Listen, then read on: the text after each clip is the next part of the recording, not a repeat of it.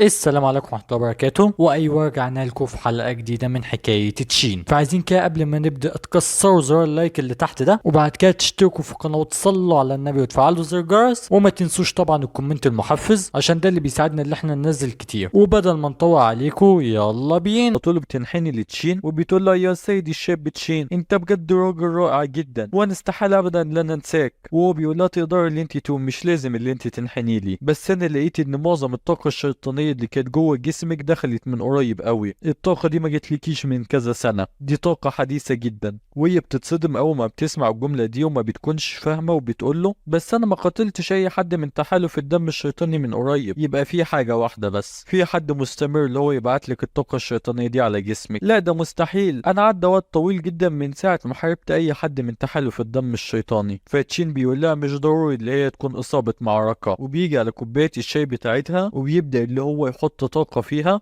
وبيقول ممكن اي حد يدمج الحبوب العادية بالطاقة الشيطانية، خصوصا لو كان عايز اللي هو يضر اللي قصاده. وعلى طول كوباية الشاي بتاعتها بتطلع منها الطاقة الشيطانية. طالما تقدر اللي انت تختار الطاقة الشيطانية المظبوطة فهي مش هتبان ابدا، وهتقدر اللي انت تحطها لخصمك من غير ما يعرف. وهي بتتصدم جدا اول ما بتشوف الموضوع ده، وبتقول انا اللي بيعمل لي الشاي ده هو هو ممكن يكون هو، لا انا كنت واثقه فيه جدا، اكيد مش هيتجرأ اللي هو يخوني. وبتيجي اللي هي تتحرك وتروح عليه، انما تشين على طول بيمسك ايديها وبيقول لها استني لحظه، سهل جدا دلوقتي اللي انت تخرجي وتقتليه، بس هيكون صعب قوي اللي انت توصلي لتحالف الدم الشيطاني. انا عندي خطه عشان نقدر اللي احنا نجيبه لحد هنا، وهو يجيب لنا كل التحالف لحد عندنا. وساعتها بيحصل انفجار، وتشين بيقول هو ايه اللي بيحصل ده، انا يا دوب خلصت من شويه من الطاقه الشيطانيه بتاعتها. وبيكون معلي صوته قوي وشايل انسه باي وهي مغمى عليها، وبيقعد يقول الحقونا سيده باي اصيبت، سيده باي اصيبت. والذئب وويل الاتنين بيكونوا بره، والانسه باي بتقول انا بس المقربين مني هم اللي قادرين اللي هم يدوني اصابه زي دي. وبي على طول بيدخل وبيقول يا سيده باي انا اشتغلت معاكي هنا لاكتر من 10 سنين، ازاي ممكن اللي انا اصلا اخونك؟ وهو بيقول في نفسه ايوه هي مش بس ما اتعالجتش، لا ده كمان تشين فشل في ان هو يعالجها وخلاها اللي هي تتصاب، دي فرصه عظيمه جات لي لحد عندي. فتشين على طول بيمسك ايده وبيقول احنا دلوقتي هنكتشف انت اللي اصبتها فعلا ولا لا. وبيبدا اللي هو يستخدم الطاقه عليه، وبيقول في نفسه لا الموضوع ده وحش جدا، ما ينفعش ابدا ان انا اسيبه يظهر الطاقه الشيطانيه بتاعتي. انما على طول بيكح دمه والطاقه الشيطانيه بتطلع منه من كل حته، وبيقول لا اكيد في حاجه غلط، استنوا بس افهمكم يا سيدة الجناح انقذيني أرجوكي. وبيكون عمال بيعيط، وهي بتقول له أنا واثقة فيه، هو اشتغل معايا لأكتر من 10 سنين واستحال اللي هو يخوني، ممكن يا تشين اللي انت تسيبه، بس عندك أي طريقة علشان تنقذه من الطاقة الشيطانية دي؟ وهو بيفرح جدا وبيقول أيوة خلي بقى، هو إيه ده 10 سنين تمثيل دي تفيد. وتشين بيقول هي الطاقة الشيطانية عمالة بتنتشر في كل أنحاء جسمه، وأنا معرفش أي طريقة أقدر بيها اللي أنا أعالج الكمية دي من الطاقة، انت لازم اللي انت تستخدم الروث بتاع البقر. ليه بس انت معالجتش الانسه بالطريقه دي؟ في فرق كبير جدا ما بينكم، هي كانت الطاقه الشيطانيه اللي جواها قليله، بس انت الطاقه الشيطانيه اللي جوه جسمك كتير جدا، فطريقه العلاج لازم اللي هي تكون مختلفه. انما ما تخافش على حياتك، هو معجزه بمعنى الكلمه، وهيقدر اللي هو يشفيك بسرعه كبيره، وانتشر جدا في البلاد البعيده عنكم، وبيشفي من امراض كتيره. وساعتها على طول في خادم بيخش وبيقول نعم يا سيدتي ايه المطلوب؟ فالانسه بتقول له هات بسرعه اللي تشين قاده وما تتاخرش خالص. حاضر يا سيدتي هتجيب اللي انتوا عاوزينه. وبيقول استنى بس انا حاسس ان انا كويس ومش محتاج اي حاجه من ده. فالخادم على طول بيجي وبيقول انا جبت لكم طلباتكم، وبيكون متوصي شويتين تلاتة. وتشين بياخد منه وبيقول له ما تخافش، انا بفكر دلوقتي في مصلحتك، الطاقه الشيطانيه اللي في جسمك كبيره قوي، فمش لازم ان انت تفكر في اي حد دلوقتي الا نفسك، وانا لازم اللي انا اعالجك. وهو بيكون خلاص هيموت من الرعب وعمال بيصوت وبيقول له لا. وتشين على طول بيفضي الشوالين دول عليه وبيقول خلصنا منه. وبعد ما بيخرج بيقول له إيه انت حاسس بايه دلوقتي؟ فهو بيقول له شكرا ليك يا سيد تشين، انا دلوقتي حاسس ان انا احسن بكتير. والانسه بتقول طب يلا ممكن دلوقتي اللي احنا نسيب واللي هو يتعافى لوحده، خلونا اللي احنا نمشي. وبيكون خلاص فاضل له سنه واحده وينفجر من العصبيه، وبيقول تشين انا عمري ما سامحك على اللي عملته ده، انت هنتني جامد قوي، انا اول ما اكسر التعويذه دي جيش تحالف الدم الشيطاني كله هيكون عندي، انا دلوقتي هعلمك يا تشين ازاي تدفع تمن اللي انت تبوظ لي كل مخططاتي. وعلى طول بيكسر التعويذه دي، وبتطلع رساله على طول بتوصل لراجل، واول ما بتوصل بتوصل له بيتعصب وبيقول تشين قدر اللي هو يدمر فرع من فروع تحالف الدم الشيطاني،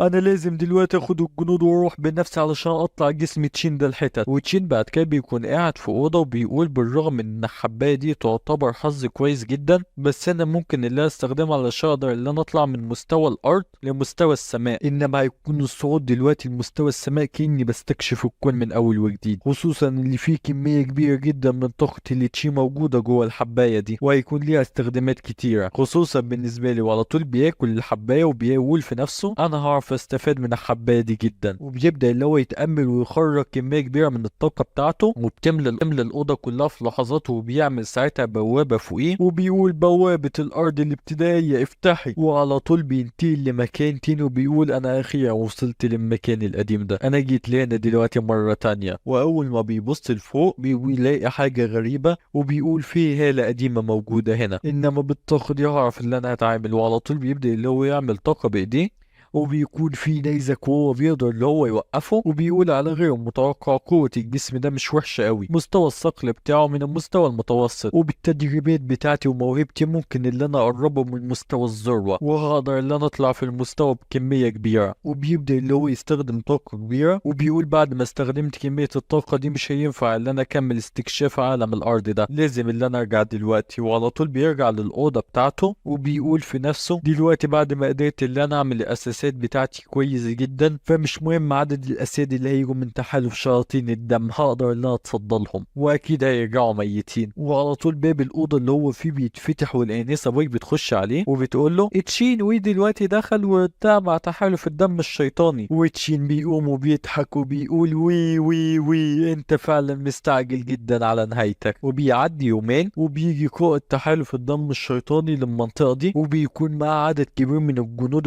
وهو بيقول له ايوه انا متاكد ان التشين جوه، وهو اكيد هيكون نايم دلوقتي ومش واخد اي وضع دفاعي، فموضوع ان احنا نقتله هيكون اسهل. والقائد بيقول تمام اول ما نخلص النهارده هيكون راس تشين ده بتاعي، وساعتها هقدر كمان اللي انا اسيطر على انيسا باي واخليها تعمل اللي انا عاوزه، هيكون القصر بتاعها تحت امري. وبيقول له ايوه هنقدر اللي احنا نحقق احلامنا. والقائد على طول بيقول للجنود بتاعه يلا بينا عايزين اللي احنا نقتل تشين ده من غير اي رحمه، اي حد يتجرأ اللي هو يعارضنا لازم يموت. وبيكسر الباب وبيخش على طول وبيقول للجنود بتاعه دوروا حالا على تشين والانسه باي وقتهم لي. فتشين على طول بيطلع هو والانسه باي وبيقول مفيش لازمه اللي انتوا تدوروا علينا احنا قدامكم هنا. والقائد بيقول في نفسه في حاجه غلط، هو ليه تشين هادي للدرجه دي؟ وبيقول انت فعلا يا تشين حكيم، انت واقف وانت هادي للدرجه دي لانك عارف خلاص ان ما بقاش فيه اي مهرب. قول لي دلوقتي انت مستعد للاستسلام؟ فتشين بيقول للاسف انتوا عددكم قليل جدا دلوقتي، وعلى طول بيسقف فبيطلع عدد كبير من الجنود من كل حته وبيحوطوهم، وجنود تحالف الدم الشيطاني بيكونوا مرعوبين ومش عارفين هيعملوا ايه، وبيقولوا احنا محاصرين من كل مكان في عدد كبير جدا منهم. وبيكون مرعوب وبيقول لا ده مستحيل، انت ازاي كنت مستعد للهجوم ده؟ انا كنت طول الوقت جنبك، امتى ده كله حصل؟ فتشين بيقول له انت اصلا غبي جدا لانك ما عرفتش ده، انت وتحالف الدم الشيطاني كنتوا عمالين بتمرروا لبعض رسائل سريه، والموضوع ده اتكشف بقاله كتير جدا من الانسه باي. والانسه باي بتقول انا عارفه اللي انت عيلتك من زمان عندها عداوه مع تحالف الدم الشيطاني، بس انت مش بس ما عملتلهمش اي حاجه، انت كمان رحت واتحالفت معاهم، شخص زيك ما يستاهلش اي حاجه ولازم نتخلص منه كمجرد قطعه زباله. وهو بيكون مرعوب وبيقول لا ده مش ممكن، الموضوع ما ينفعش يخلص كده. وبيبص للرئيس وبيقول له سيد شاو هما كانوا يقبضوا علينا دلوقتي هنعمل ايه؟ ما تخافش خالص، اكيد اللورد شاو هيقدر دلوقتي اللي هو يخرجنا من الحصار ده ويخلينا نهرب. والجنود برضه بيقولوا ايوه اللورد هنا هيقدر اللي هو يخلينا نهرب. وهو بيكون متعصب جدا وعلى طول انا لازم اللي انا اقتل حسالة زيك، وعلى طول بيطعنه وبيقولوا سيد شاو ليه؟ انا بكره الفئران الغبية اللي زيك وكان لازم اللي انا اقتلك دلوقتي. وساعتها بيخرج الهالة بتاعته وبيكون واقع في الارض وبينزف وبيقول استحالة اللي انا سامحك وبيموت. وتشين بيقول انا ما توقعتش ان انا اشوف منظر لكلب بيعض التاني كده واكون مستمتع للدرجة دي. وباي بتقول طالما انت اخترت اللي انت تكون كلب فلازم اللي انت تستحمل موتة الكلاب، ودلوقتي دورك انت كمان يا جنود اقتلوهم حالا. وكل الجنود بيهجموا عليهم، وجنود تحالف الدم الشيطاني بيكونوا مرعوبين وبيقولوا هو احنا هنعمل ايه دلوقتي؟ مش هنقدر ان احنا نهرب كده. سيد شياو انت لو عندك اي فكرة قولها لنا بسرعة. وشياو بيقول تشين انت في خطتك دي انت نسيت حاجة مهمة، انت اي نعم قدرت اللي انت تدخلنا الفخ بتاعك، بس انت اكيد ما كنتش تعرف اللي انا لسه معايا ورقة رابحة علشان اقدر اللي انا اخرج من هنا. ورقة كسبانة؟ طب بجد انا عاوز اللي انا اشوفها جدا. وساعتها الجنود بيقعدوا يقولوا ايوه السيد شياو اكيد عنده حاجة يقدر اللي هو يحمينا بيها وهنقدر كلنا ان احنا نروح. فالقائد شياو بيقول للاسف انتوا مش هتقدروا اللي انتوا ترجعوا معايا، انا بس اللي هرجع. والجنود ما بيكونوش فاهمين وبيقولوا هو السيد ده بيقول ايه. للاسف انا خطتي اللي انا امتصكم دلوقتي. وبيبدا اللي هو يستخدم تقنيه امتصاص الدم وبيقعد اللي هو يمتص الطاقه الشيطانيه منهم. وهم بيقولوا بسرعه اهربوا، والسيد شاو اتجنن، ده عايز اللي هو يقتلنا كلنا عشان يعيش هو. انتوا اصلا مجرد فئة موجودين هنا عشان تموتوا. دلوقتي بعد كل التضحيات دي مهما كانت قوتك يا تشين مش هتقدر اللي انت تعمل لي اي حاجه ولا تقف قصادي. وتشين بيقول انا ما شفتش اي حاجه جديده في الموضوع ده، شويه كلاب بيعضوا في بعض. وبيقول في نفسه انما بعد كل حاجة هو عمال بيمتص روح الدم وبيغذي قوته. انما غريبة حاجة زي المهارة دي المفروض ان العالم ده ما يكونش معاه منها. واضح ان تحالف الدم مش بسيط خالص عشان يقدر اللي هو يمتلك تقنية زي دي. والانسة باي على طول بتنط وبتقول كله حالا يرجع لورا، مش هسمح له اللي هو يمتص طاقة حياتكم انتوا كمان. وعلى طول وهي في الهواء بتبدأ اللي هي تستخدم الطاقة بتاعتها. وهو بيقول الوقت بقى متأخر جدا وعشان كده دلوقتي هسيبك اللي انت تشوفي القوة بتاعتي. وهو بيطلع ساعتها جمجمة عملاقة بيهاجم بيها وبيكون العظم ضد الورد وبيحصل انفجار كبير وبيدمر المكان اصلا. وساعتها للاسف الانسة باي بتقع على الارض مهزومة وتشين بيمسكها وبيقول لها سيدة باي هو انت كويسة؟ وهو ساعتها بيجي وبيقول ايه رأيكم دلوقتي؟ مش تحالف الدم الشيطاني عظيم وعشان كده لازم دلوقتي اللي انتوا كلكم تموتوا. والانسة باي بتقول هو امتص كمية كبيرة جدا من طاقة الروح الشيطانية وقوته زادت لدرجة كبيرة جدا، احنا خلاص ما بقيناش منافسين ليه، انت لازم ان انت تهرب دلوقتي حالا. فتشين بيقوم وبيطلع الهالة بتاعته وبيقول ده مجرد سحر اللي معاه وانا هخلص الموضوع ده دلوقتي حالا وهتعامل معاه. تتعامل معاه؟ واضح يا تشين اللي انت مش مقدر قوتي صح خالص، وانا دلوقتي هعلمك بطريقته. بيطلع الهالة بتاعته بتكون اكبر بكتير وبيكون شيطان كامل المرة دي مش مجرد جمجمة. وبيقول انا دلوقتي يا تشين همحيك من على وش الارض ولا كأنك كنت موجود قبل كده. وعلى طول بيهاجم بيها على تشين.